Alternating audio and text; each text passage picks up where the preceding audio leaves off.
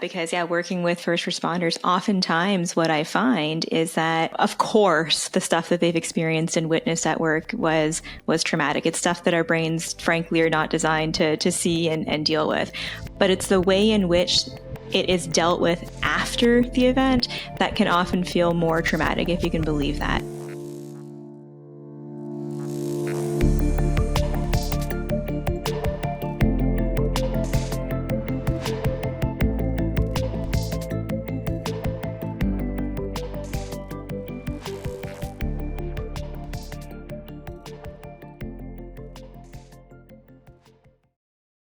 Hello, and welcome to Awake at the Wheel. So in today's episode, we're going to be discussing the topic of trauma. So for me personally, this is a very important topic. As our listeners know, I work with mostly first responders and many of whom have been diagnosed with PTSD. So my day-to-day workday consists of working with people who've been through incredible trauma. But with that being said, there's also a lot of talk on the internet about trauma, PTSD, people misusing the term, people putting out misinformation about PTSD and trauma. So we're going to spend some time today looking at some of the information that's out there, some of the videos that are out there, and as we've done in the past, talk about, what is valid, what is maybe not so great information, and what you can do with it. So let's check out the first one. One of the hardest parts of my job as a therapist who works with neurodivergent people is de-gaslighting them. And this is how it goes. I'll have a neurodivergent person who wants to know if they're autistic or ADHD or something like that. We're doing an assessment, and I always assess trauma. I use 3 different measures to look at their trauma. And they will come up on like the PCL, which is the post-traumatic stress disorder checklist, and cross the threshold. So I say, you've got all these trauma symptoms. Also, your presentation is completely consistent with complex PTSD. And they'll say, well, I don't have trauma. What do you mean I wasn't abused? And so this puts me in the position where I have to sit there and explain to the person how being neurodivergent in this world is inherently traumatic. It's like you're in an abusive relationship with the world. Neurotypical dominance hierarchies are perpetuated through aggression. And the reason you have suffered so much is because you have been placed in the bottom of that hierarchy. When you make attempts to climb that hierarchy, your position is reinforced through aggression and other means of manipulation. That is psychological abuse. And that is why people have trauma symptoms.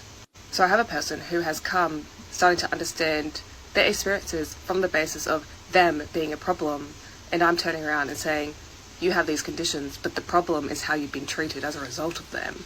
It's that part, that's the part that takes the longest to process. Okay.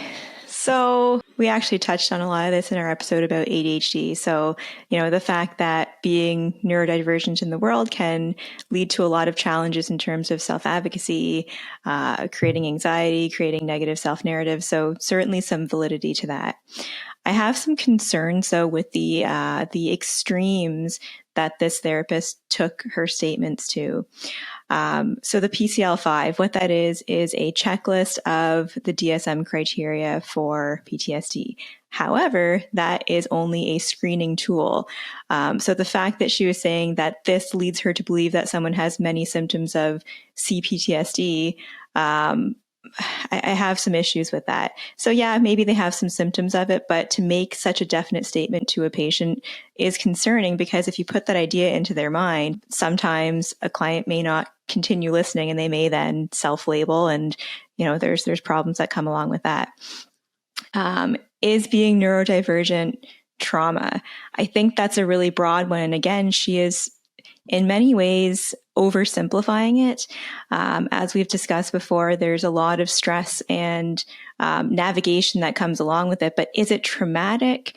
I don't think so in all cases. What I'll also say, though, that I think was valid, and we spoke about this in our episode about ADHD, is that it's really important to check in on symptoms of past trauma or history of past trauma to see if that is a better explanation for one's symptoms than something like ADHD. Okay, so a lot to unpackage there.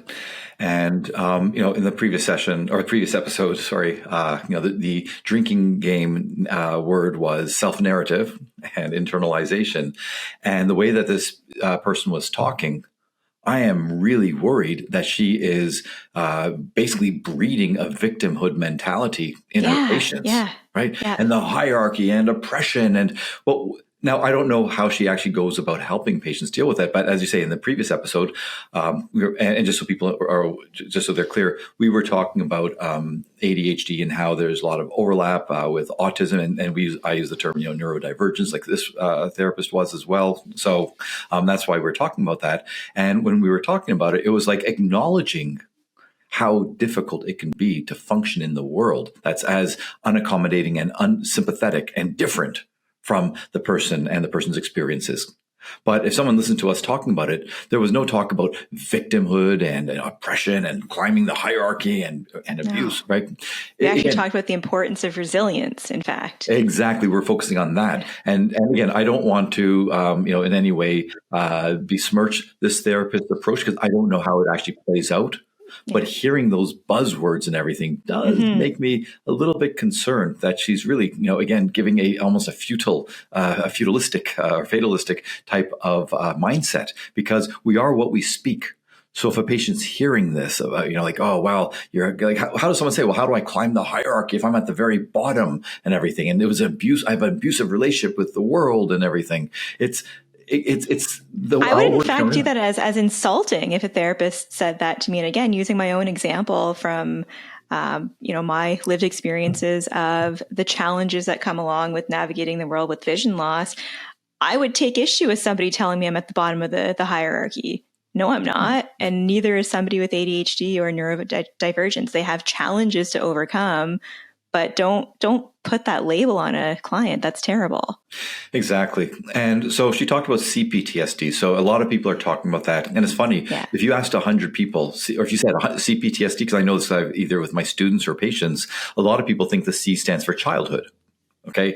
Because a lot of what we're talking about is childhood, either trauma or, let's say, chaos. And I just want to go back a step. So CPTSD is not an actual diagnosis. Okay, it's not in the DSM. People should understand that.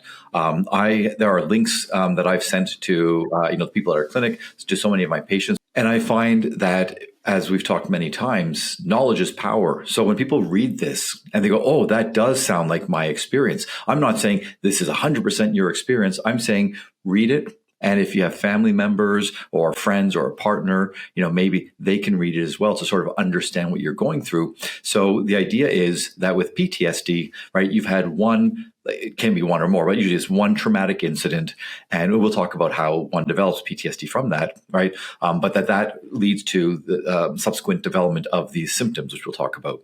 But with CPTSD, either it's not just one, but it's a series of, or a prolonged or extended exposure to traumatic incidents, or, as I have seen, and I can't say this for a fact because I'm not in the people's brains, but if it is constant pressure, when I say pressure, I don't mean normal pressure, like intense pressure. If it's chaos, if there's unpredictability, instability, neglect, and so on, it may not be trauma per se. But if you're exposed to it for an extended period of time, it can, in theory, and from what I've heard, again, because I'm not a neurologist, but from what I've read and seen, that it can have similar impacts on the brain, and it can make you susceptible to whether it's PTSD-like symptoms or anxiety or depression, because the brain is so malleable, especially at young ages. So again, when the brain's getting all this pressure and feeling constantly under attack, and the child's constantly hypervigilant, they're always kind of on edge, walking on eggshells or landmines and so on, right? I can see how that can later on manifest in a variety of ways, some of which do look like PTSD. And I think what this therapist was maybe alluding to in the video was the difference between small T and big T trauma. So small T trauma is often, what we think of with minor adverse childhood events. And I'll use, air quotes for that because they can still stick to us. For example, one could be doing a presentation in front of their class and they're humiliated by a classmate. That can then be internalized and stored in a similar fashion to big T trauma, which are things that we often will associate with the word trauma, such as car accidents and assaults and, big catastrophes. But the interesting thing is that oftentimes our brains can interpret and store those things in the same fashion. Right. And again, it's so important for people to understand that people misuse terms, whether it's depression or anxiety or ADHD or something like that. And either they're over pathologizing or they're basically minimizing people with people's experiences when they have these real conditions. So with trauma, I cringe when I hear people talk about something being so traumatic, okay, or words are violence and so on. Like, I really do cringe.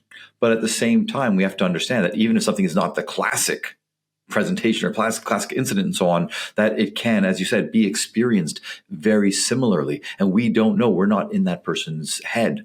And conversely, once again, if someone has had many adverse experiences as a child or as a teen, whenever, if you have a therapist who's telling you, oh, well, yeah, that screwed you, like you've been traumatized and now you're at the bottom, blah, blah, blah, that as well is going to affect how they think about and how they process and deal with whatever they were, that they went through. And like you said, Oren, like, we don't know how this therapist conducts herself with her clients, but I think that this is a perfect example of when you are a therapist, when you're a professional, you have to purport yourself and present yourself in a way that is genuine and accurate online, right? Like, we do our absolute best to be as nuanced and clear and accurate in everything that we say in this podcast. And to see another professional say such generalizations, I find that concerning because, we've spoken about, trust experts and when you're looking at things online, make sure that it's, vetted by a professional, but this is a professional who is making overgeneralizations, in my opinion. Exactly. And it's not, again, that's such an important point. It's not just her direct patients who are hearing this from her. It's anyone who sees that video. Mm-hmm. And then they have confirmation bias. So much, it's incredible. So much of what we talked about in a previous episode was playing out in this one little video. Yeah. Yeah. So, well, with that, let's watch the next one. Yeah. 10 signs of PTSD. 1. Flashbacks of a traumatic event. 2. Avoiding places, people, or activities that remind you of the traumatic event. 3. Upsetting dreams or nightmares about the traumatic event. 4. Avoiding talking or thinking about the traumatic event.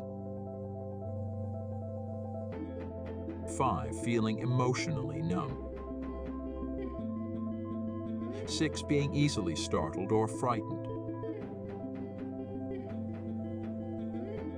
7. Always being on guard for danger.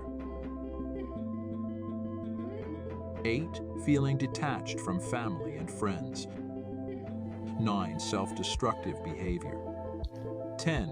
Angry outbursts or aggressive behavior. So this one had some good information. It's been a while since I've administered the PCL-5, but I feel like that's a lot of, or at least however many were there, a number of the questions that are on that PCL-5, which is the checklist for PTSD symptoms. Again, though, the challenge with this is context and confirmation bias, that somebody very well could be experiencing all of those symptoms, but it still isn't PTSD. As far as the purpose of that video, I'm not sure if it was more so to just bring awareness to a combination of symptoms and what it could mean. But again, my biggest challenge with that one is context was really missing. Right. And I think one of the symptoms that was missing was this inability to see a future. Okay, that's normally in PTSD. I'm just adding one more symptom. It was basically he went through the symptom checklist of the DSM for the most part. I'm trying to think if there's anything else missing, but that inability to think of the future. He said emotionally numb, but that's not necessarily the same thing. Right. And it's not necessarily how it's worded either in the DSM. Yeah. Yeah. And again, it's not just the context, as you say, but once again, confirmation bias. Someone says, oh, I avoid certain things, or I'm emotionally numb, or I'm having a problem with family and so on. Yes, but that could be a million other things. Yeah. So again, I like education, but even that, I mean, I almost found like I not to let's say question his motives or anything like that. I'm assuming he had good intentions, but I think it would be much more, let's say, effective. This is me because I'm just more, let's say, succinct in this way. not that you can tell from my verbosity, but okay, just having the symptoms, you have him doing this, pointing to his head and acting a certain way and everything like that. I found that silly. I almost found it like trivializing what we're talking about. And then music, I'm sorry, I just have this thing with music, and people play this kind of music. That's just me. It's me personally. That's a me thing. It's not him. It's me. I get it. All right. But there are better ways of getting things across. But I understand that today's society, that's what kids and other people are used to seeing. That's how they get their information, right? It can't just be provided to them. There has to be another layer of, I don't know, sprinkles or something on top. And this is the thing, I guess that's kind of what I was getting at too, is not really understanding like what the goal of that video was, but you're right. Not everything has to be necessarily provided, by professionals in a clinical fashion. But I do think that it would be helpful to bring awareness or self-awareness to what people may be experiencing. Perhaps someone watching this video thought that those were all normal things to feel, but then seeing it all, presented together could provide a light bulb moment for them. But in any event, I think that there's some challenges with information being presented that way. Right. And look, again, not everyone is going to make a video sitting down like we are, going through the points, trying to have nuance and everything. But at the same time, when you don't do that, like, what is the real benefit of it? Like, again, or the cost benefit, let's say. I get, as you say, the benefit. Someone sees, oh, that could be PTSD. Great. Okay. Now I don't know. Maybe in his video in the description, maybe there's here's a link. Here's to check out more about this or get help or something like that. Let's hope so. I'm going to give him the benefit of the doubt. But so many people do this, and again, I'm not speaking about him because I don't know anything about him. But people just realize, oh, this is trendy. They follow online. Like you can get apps and so on that show you what are the trending words. You can Google it and something like that and go, PTSD. So I know if I have these words here, I'm going to get more likes. I'm going to get more views and so on. So I'm hoping that that's not what people do, but we know for a fact that's what many people, or that's why many people are doing this. And once again, cost benefit analysis. The benefit for you is you got likes and maybe ad revenue. Benefit for some people is maybe they're going to be made aware that what they were experiencing maybe is a sign of something else. But the cost is so much misinformation, so much confirmation bias, so much over pathologizing of normal experiences, let's say, and just a lot of confusion and chaos. Yeah, and I guess the point from that is there are better sources of information about PTSD and trauma beyond a few seconds long video with a bunch of words in it. Right, and terrible music. Sorry, that's me. Yeah. It's a me thing. It's a me thing. Okay. But the only good thing about that right now is at least it listed most of the symptoms of PTSD. I thought we were going to do that, but that video provided it. So there you go. And one thing, we've talked about this in other episodes as well, including today, which is not just the context, but understanding that just because you might have a particular symptom, it's not just the presence of the symptom, right? It's the severity. It's how it's affecting you. And people, if they don't have that nuance, they just go, oh yeah, I avoid things. Well, yeah, maybe you avoid it because it made you uncomfortable. That doesn't mean PTSD.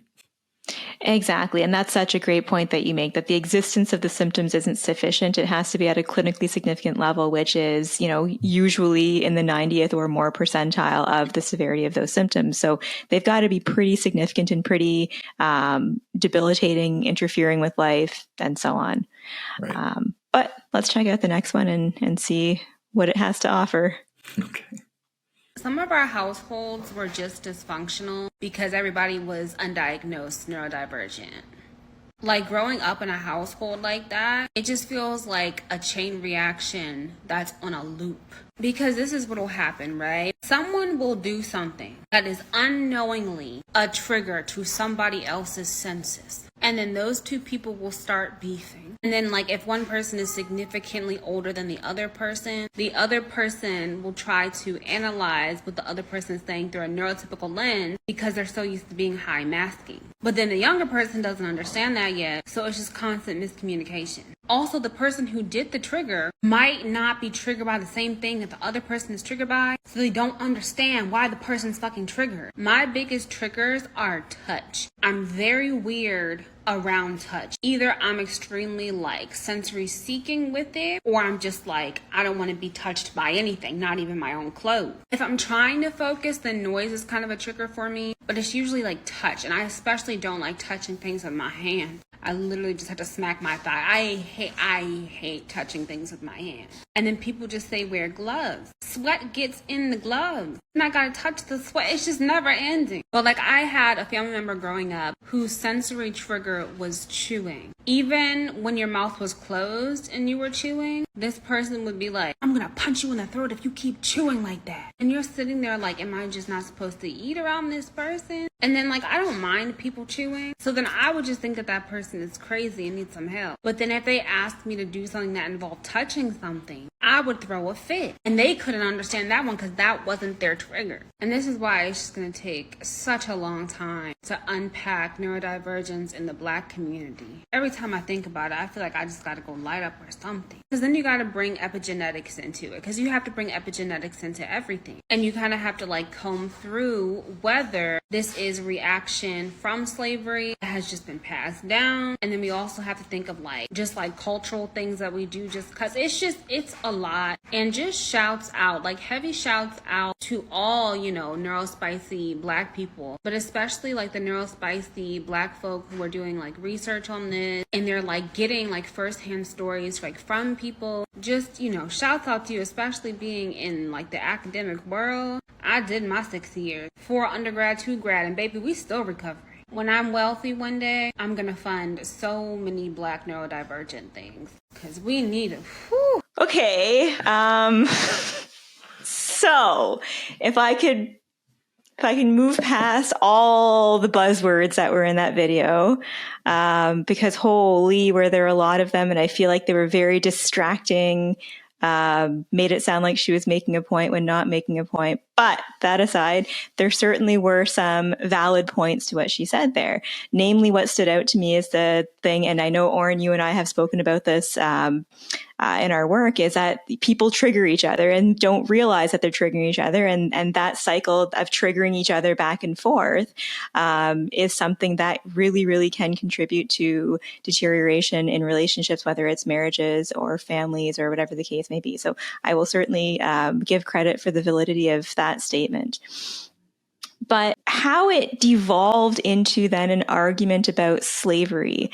And I want to be very sensitive here because I recognize the role that that history plays in the experiences of future generations. I'm not going to pretend that that doesn't play a role, but I really fail to see the point that she was making there and you know, othering herself and people who belong to the same group as her when looking at neurodivergence. Because the fact is, yes, our experiences do dictate the way that future generations do experience whatever it is, but the brain is the brain for the most part. You know, not even for the most part, biologically speaking, the brain is the brain, and the way that it functions and you know, engages in dysfunction for that matter is the same. So I really took issue with the direction that that took, and I think that it was going, perhaps suggesting some sort of I'm tripping over my words because I don't want to say something offensive here, but I just thought that it was so bizarre that she took it in that direction. I guess I'll leave it at that. Okay, yeah. Now you're going to get me paranoid about tripping over my words.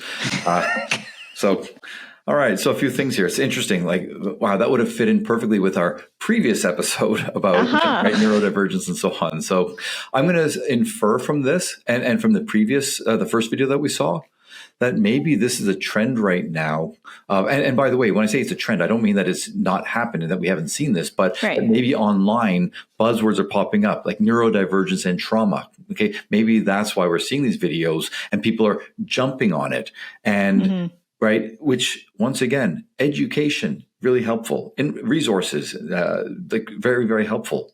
But when there's so much information, it can be overwhelming. It can drown out, like some bad information can drown out good. Or basically what she did. And again, I'm not going to crap all over her, but I'm going to try to extrapolate from this, you know, to a more general issue, which is it seems like people are taking these very important themes, again, whatever the buzzword happens to be, and they're layering onto it their own personal agendas. Right, because she's got her neurospicy Black folk agenda, right?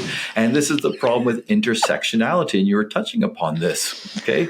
Where they're trying to say, well, because of A and B and C and D and how they intersect and this and that, and you know, and then hierarchy and oppression and so on, they're using that to further their agenda, as opposed to saying, hey, here's some common factors here. As you say, the brain is the brain. So, and look, again, I'm not going to, if she's trying to promote a certain agenda, which is, I think really niche here. Okay. Like it is pretty niche.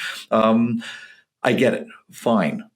But it would also be nice if people would say, you know, again, whatever color you have, whatever, blah, blah, like whatever color skin and so on, like this is what's happening here. And, you know, and I don't know what her background, she said 4 years undergrad, 2 years grad. I'm not sure what it is. Maybe psychology, maybe neurology, who knows? Maybe, you know, maybe racism studies. I don't know. I really don't.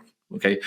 But the fact is, it's instead of trying to unite people, instead of helping people, you know, get a pool of resources and then help each other and everything, that particular video, I'm going a bit on a tangent here, but it seems to divide basically. Well, and that's kind of what I was trying to get at, is exactly that, where it's an important topic, but it somehow turned into this very divided subtopic. Yeah, very exclusionary, basically, as well. Yeah. Right.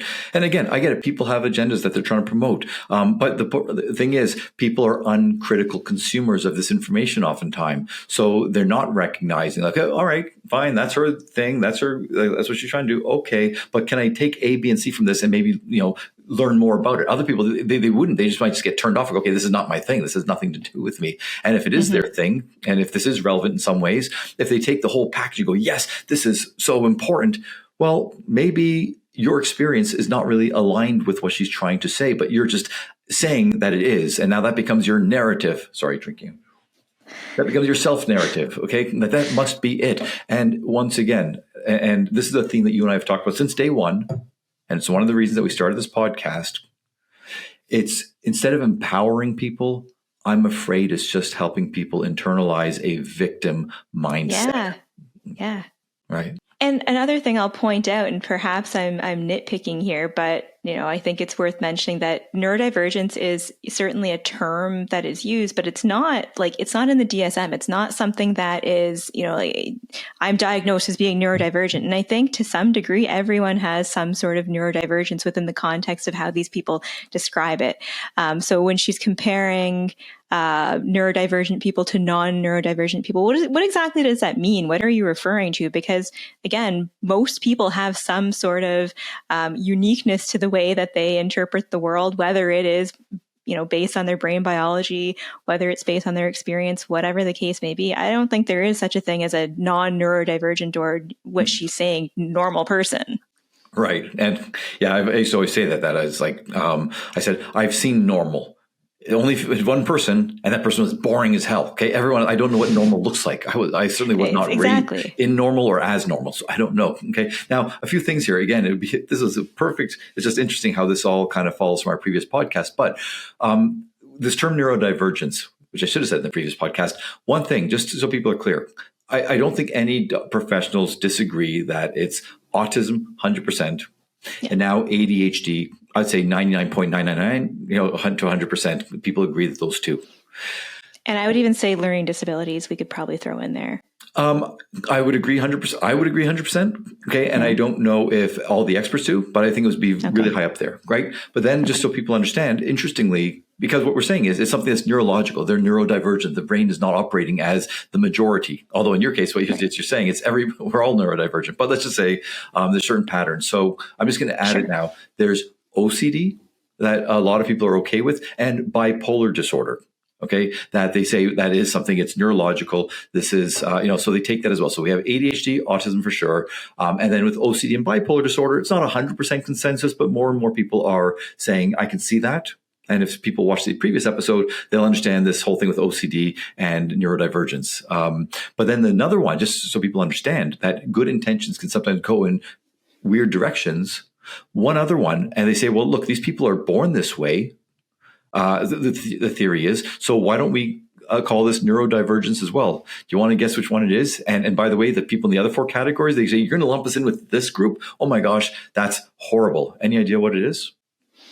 Personality disorders? Yes, which one? One in particular. That's like, yeah, it's actually good because they're all sort of like that. But there's one in particular that nobody wants to be associated with. BPD. No, although I think, no. Although with more research saying that it's genetic and everything like that, as opposed to trauma based, I think that more people would go with that. Okay. But there's another one, But yeah, I'm sure people would not want to have people with borderline personality in their group. All right. And we've talked. Maybe narcissistic personality disorder are the ones that they wouldn't want in their group. No, you're so close though. No, come on. Turn it up a notch. Okay. All right. Histrionic personality disorder. I'm running out of options All right, here. you missed the last one of cluster B, okay. Antisocial personality disorder.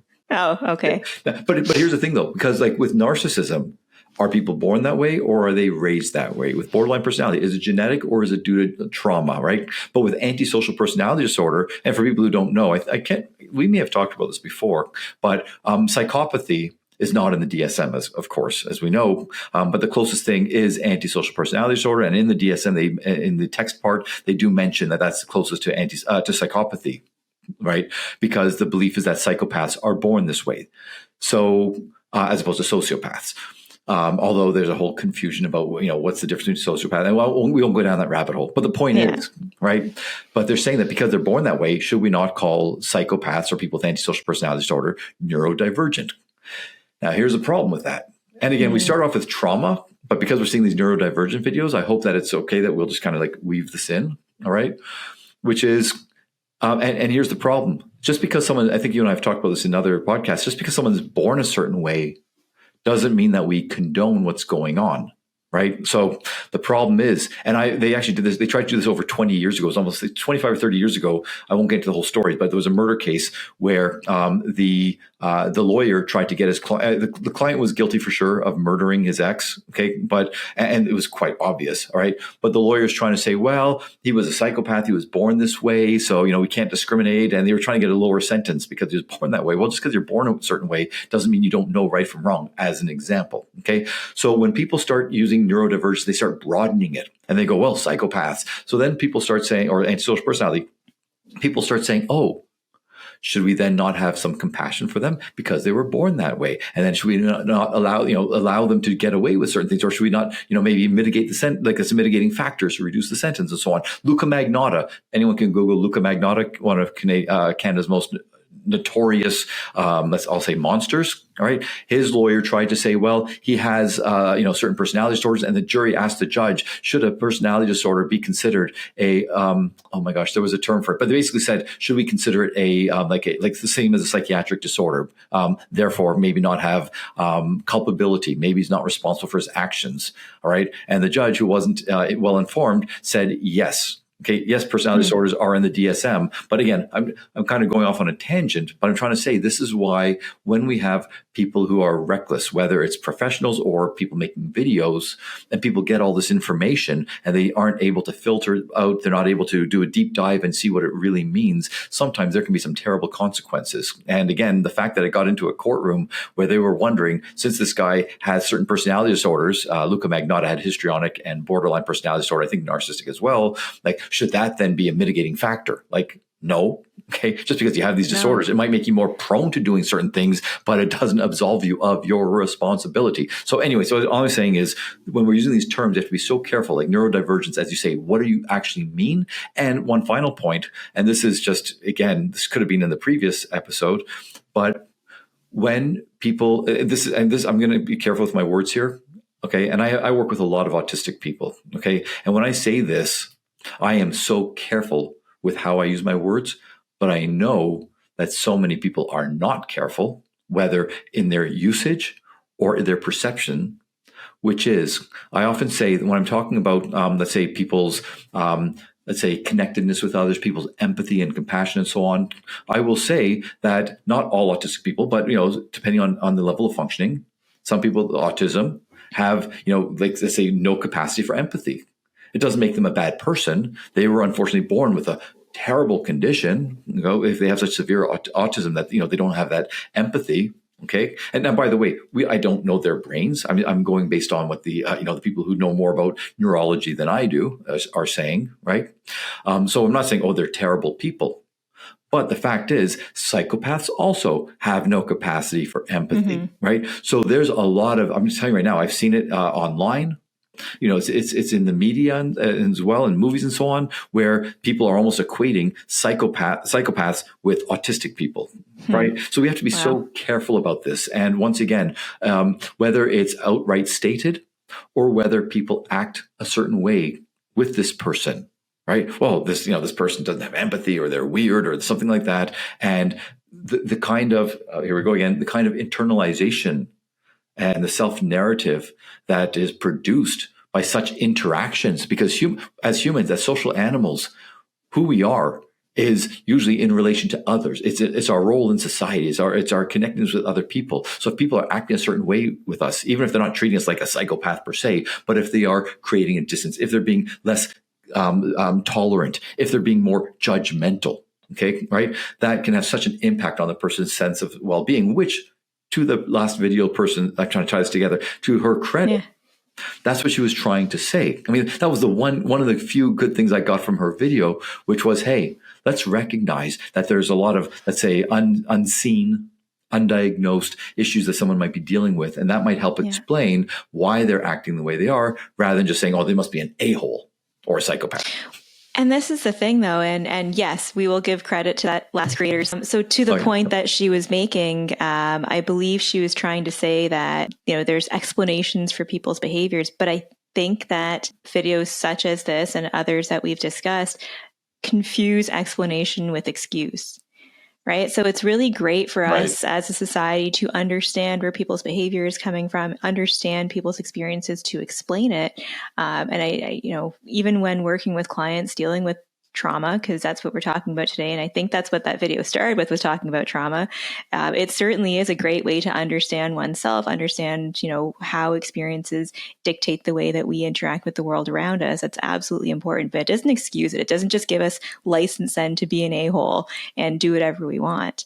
To tie that into another challenge that I foresee this turning into is, yes, science dictates our profession and dictates the way the DSM works. But you and I have talked before about the controversy of the DSM and how society can also dictate, and societal changes can also dictate the way in which mental health disorders are interpreted and therefore put out there in the DSM.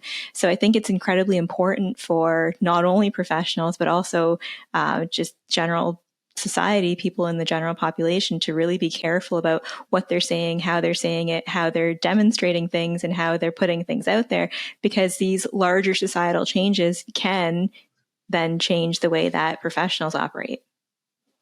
Oh, 100%. And that's a whole other topic. We've actually seen this happen over the last couple of years, okay, where science is taking a backseat to political correctness or to ideology. So I will hold my tongue and not go further down that, but it's such an important point. Now, by the way, I think we have one more video, and maybe we could watch that, because one thing I want to say that people really need to understand is sort of how PTSD may develop.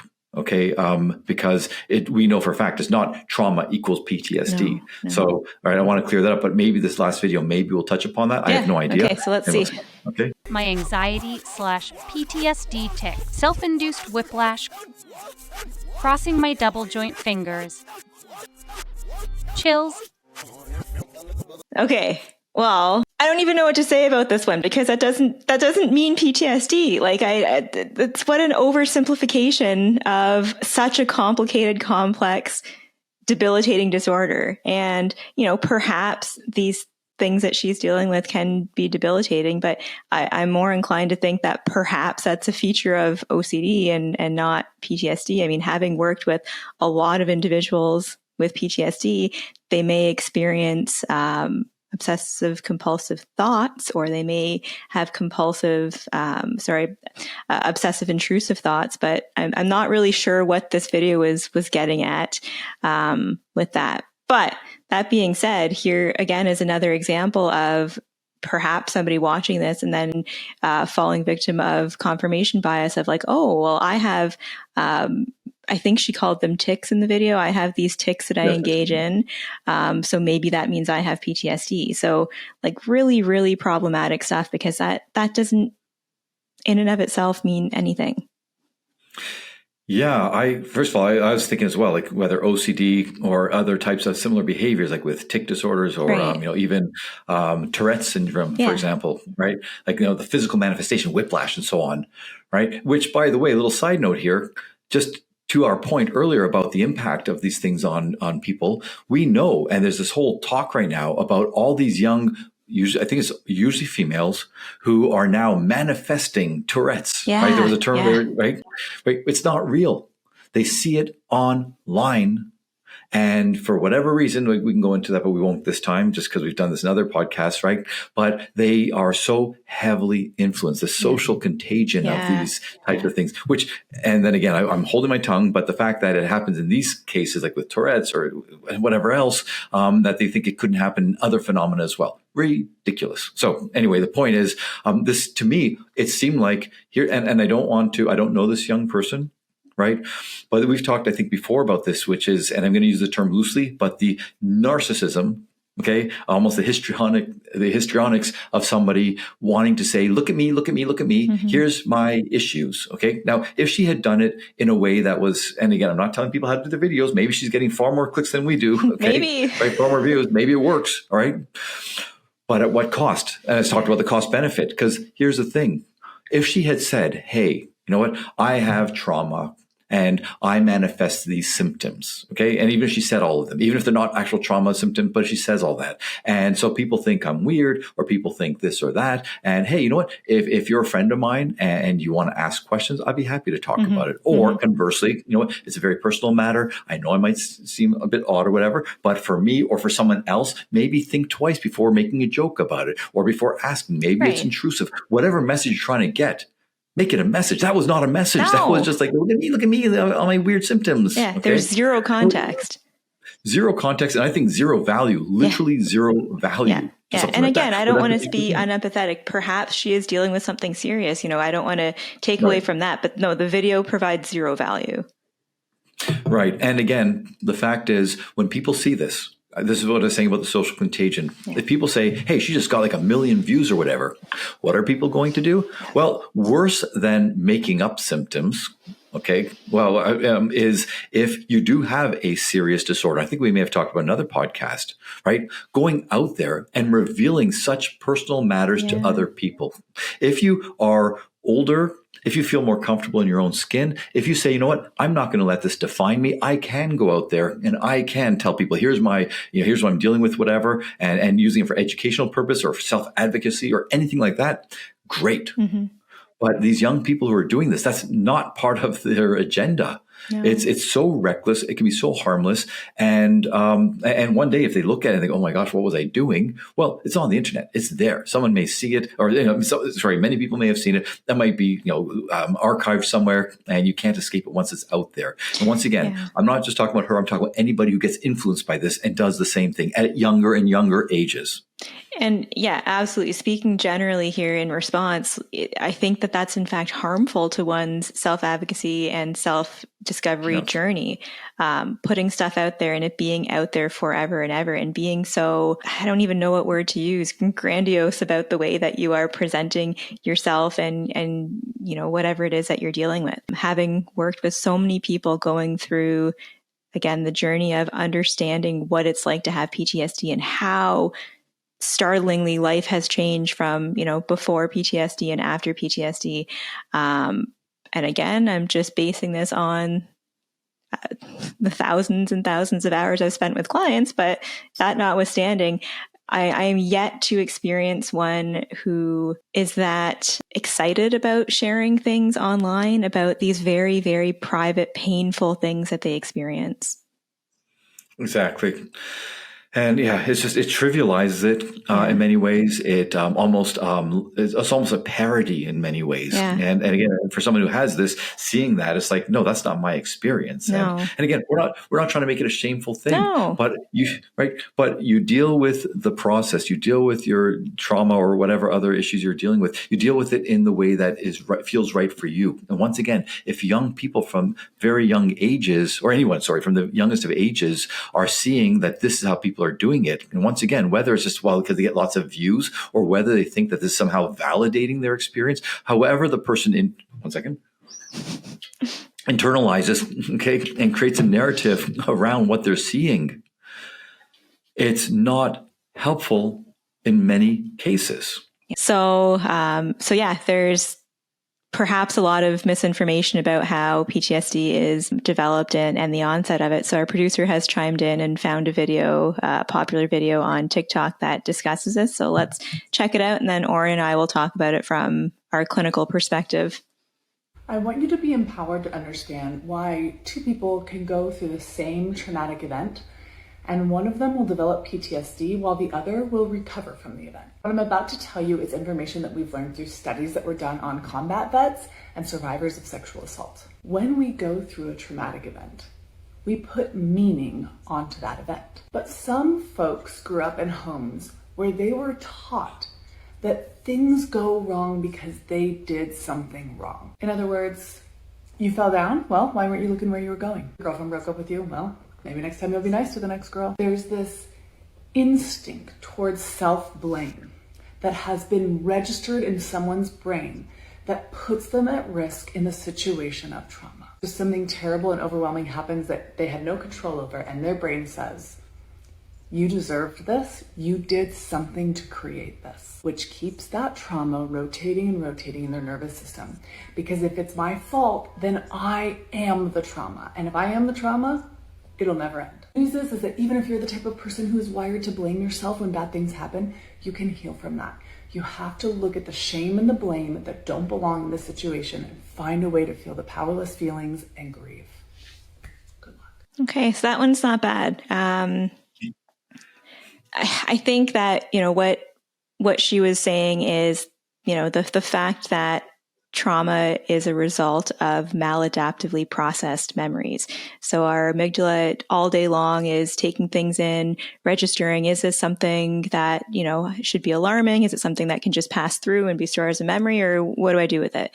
However, sometimes, and like she alluded to, depending on our previous experiences, the way that our amygdala is going to interpret certain events may then cause it to not store adaptively, and triggers, we hear the word all the time, triggers, but triggers in our environment come up and remind us of that event that happened and make us physiologically, psychologically feel like that event is happening again and again and again. So overall, I think she did a pretty good job of explaining, how trauma can be turned into PTSD, that chronic condition of PTSD, versus, your neighbor may go through the same thing and it not turn into that. So yeah, I think that one was pretty good. Yeah, she actually stole everything I was going to say. So, so it must have been good. It was good, yes. And and she used the word shame, blame and shame. Yeah. Okay, and that's exactly what I was going to say. Because when I tell students, now, first of all, she left out a couple of things. So it's not just experience that would make someone more susceptible to interpreting a certain way. Let's never leave out genetics. Okay, and who knows how it plays out, but there can be that. But for the most part, it is the experience. And what I was going to say was, it's not the trauma per se that leads to PTSD. It's the interpretation. And that interpretation comes from, and she was so close. I think she hit like 90-something%. Yeah. Okay. So I just want to add a couple more things to that. Yeah. So it's how we interpret it, as you said, and as she said, all right. It's the narrative we create around it. But here's the thing. Sometimes it's based on our experiences, but other times it's based on how the people around us react to what happened. Yes. Okay. And that's the key. And she talked about sexual abuse. And when I used to do all my assessments, so many assessments for children's aid and for the courts, it broke my heart when a child would report some type of abuse, whether sexual or physical abuse, to a parent. I'm going to put quotation marks on a parent. Okay.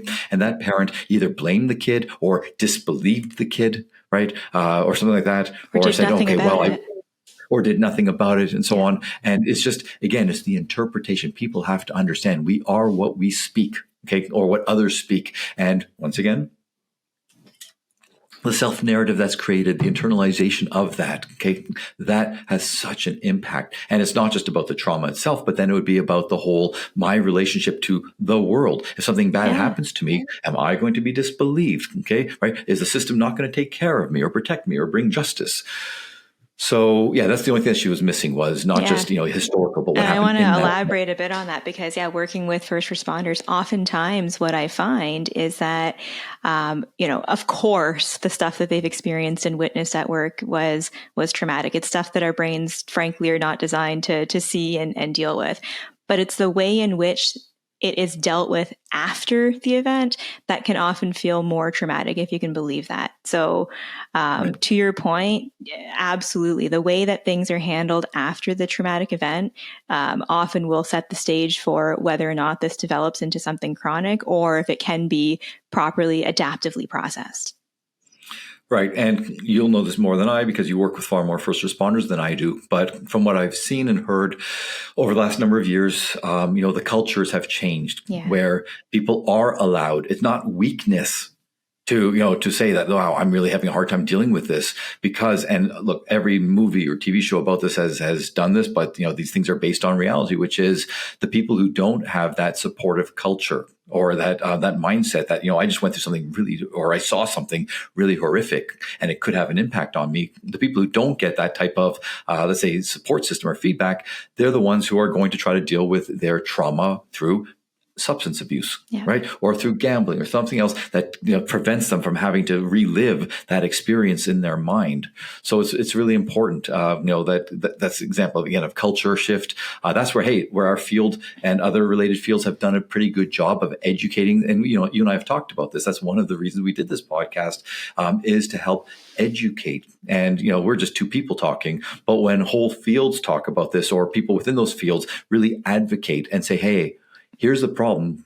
We know what the problem is, and here's some ways that we might be able to solve this problem. Okay, and I'm just going to take a little whack at the people I don't have much patience for, which is it's far more productive to say, here's a culture shift, here's a narrative or a language shift. Okay, here's a different shift here's a different approach to dealing with these problems. Okay, which is very adaptive, which puts emphasis on self-agency, self-empowerment, right? That's far more helpful than saying you are a victim. Mm-hmm. Your oppression, the color of your skin, your ancestors, because of all of this, you will always feel this way, or you can't help it, or something like that, right? Again, they may have good intentions, but as I always say, good intentions executed poorly lead to terrible consequences. And that's what we're seeing so much of, especially with these online videos. And I'll say it one more time. We're not just talking about some like people who don't know anything, yammering away on TikTok. We are also seeing supposed professionals, whether they're mental health professionals or academics or educators, put quotation marks around all of these, right? Just they are the ones who are spewing some of the same garbage because they are allowing ideology to trump science, okay, or best practices. So my little rant there, had to say it. Sorry. So as far as, what people can do with the information that they're getting online, I don't want to, be redundant because we've done a few of these videos now where we're looking at what's out there. But I think that when it comes to things like complex conditions like PTSD, perhaps a good lens that people can look at videos through is if it's short and there isn't a whole lot of information, you can probably assume that it's not helpful, useful, valuable. That said, more information doesn't necessarily mean that it's great, because that middle one that we watched where the woman spoke about the spicy neurodivergent, whatever she called it, that one was pretty long and full of jargon and buzzwords. That's not necessarily good either. But I would say that if there's nuance that you can very clearly detect in the information being provided, you can make a safe assumption that it's probably pretty good information. At least that's what we saw in the 4 samples that we viewed today. Right. And the only thing I'll add is we've talked about this so often, which is if it's something that's really complex, if it's something that seems overwhelming, I hope you can find at least one person, whether it's a professional or someone in your life who's not going to judge you, who's not going to shame you, who's not going to expose you in any way. I hope that you can find the resources necessary. And sadly, again, we keep saying it, governments on all levels have failed to provide enough funding to help the so many people who are struggling. And in this case, today's episode is talking about PTSD. And I do believe that in a lot of the first responders, structures in Ontario, at least, I can't speak to the rest of the country or other countries, okay? But I think more money is now, through insurance and, is being provided to help them deal with this, because what first responders go through in many cases, it's unimaginable. Yeah. And it's not just once or twice, it's others. And by the way, when we talk about frontline workers, it's not just them. Let's say it's a social worker who's working with, kids who've been abused or have to go into a home where it's just, just horrible things have happened. Any mental health professional, is exposed to so much. So again, what can you do about it? Nurses, we work with so many nurses who've been through a lot too. Yeah. Oh, nurses, doctors, right? Exactly. Right. So what can you do about it? Recognize that it's a potential problem. Recognize that just because you've been exposed to something doesn't mean that it's going to be traumatic. I famously say this to my students. I have it in my upcoming book, which is I drowned when I was 7 years old. I died. Okay. I was thinking about this a little while ago. Right.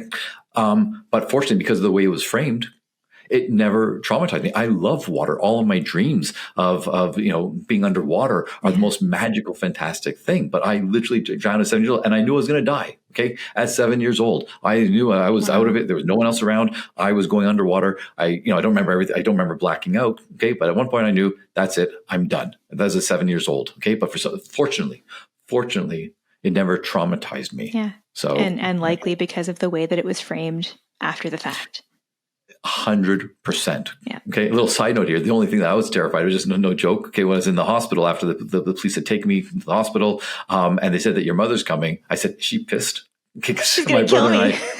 Yeah, seriously, because my brother and I defied her orders not to go into the water. So that, my brother and I, being the kind of kids that we are, we went into the water. And that was the only thing I was afraid of. I wasn't even focusing on the fact that I had died and had to be resuscitated. None of that.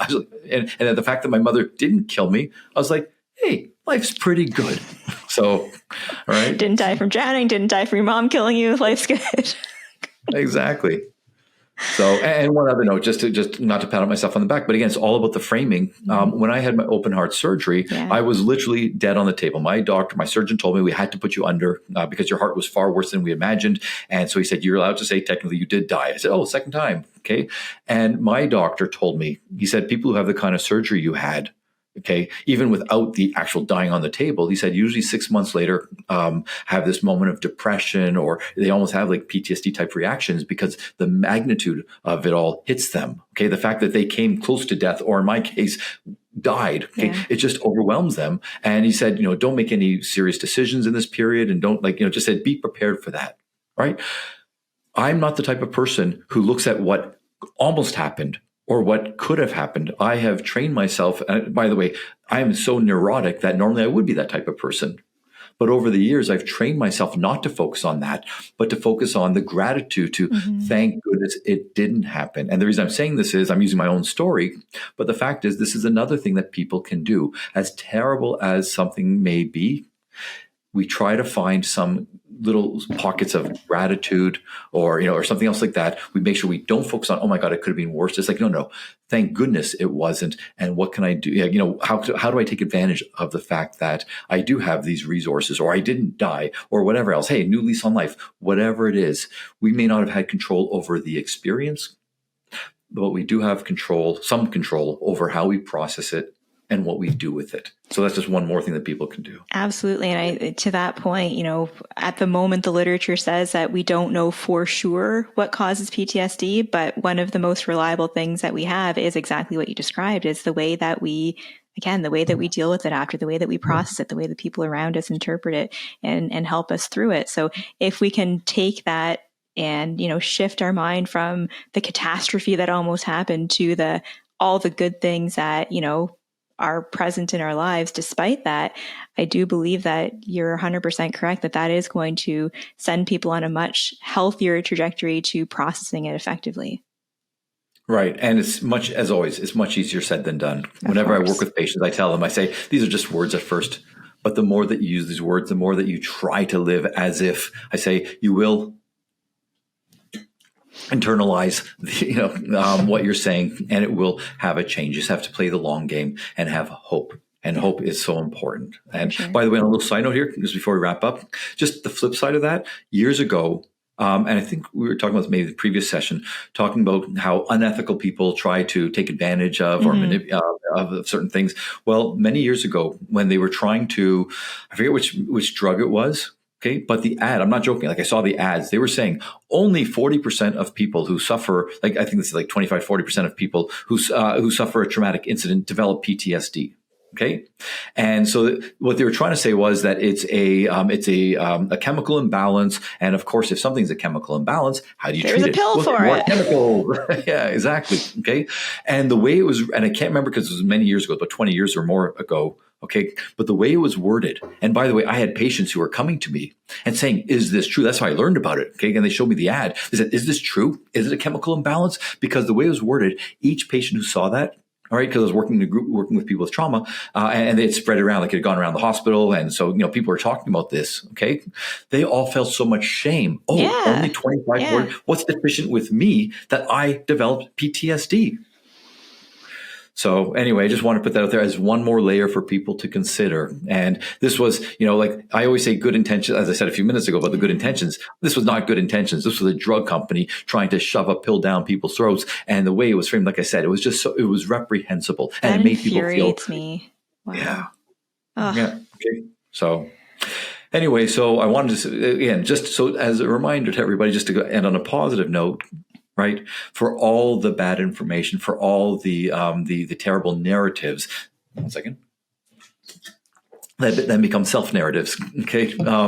For all those that are out there, the fact is, with effort, with compassion, with self-compassion especially, you can find better ways to process your experience. And there is objective reality. You and I know there's a capital T truth. Okay? There is objective reality, but there's a big part of interpretation. And what you and I are trying to help people do is find better, more adaptive, more healthy ways of interpreting your experiences, not in fantasy la la land, but in ways that will help you move forward from even the worst experiences. Absolutely. Yeah. So as always, we want to hear our comments from our listeners, questions about this topic, any future questions that you'd like us to address in the podcast about trauma. We're happy to see those. All right. And on that note, as always, until next time, keep your eyes on the road and your hands upon the wheel.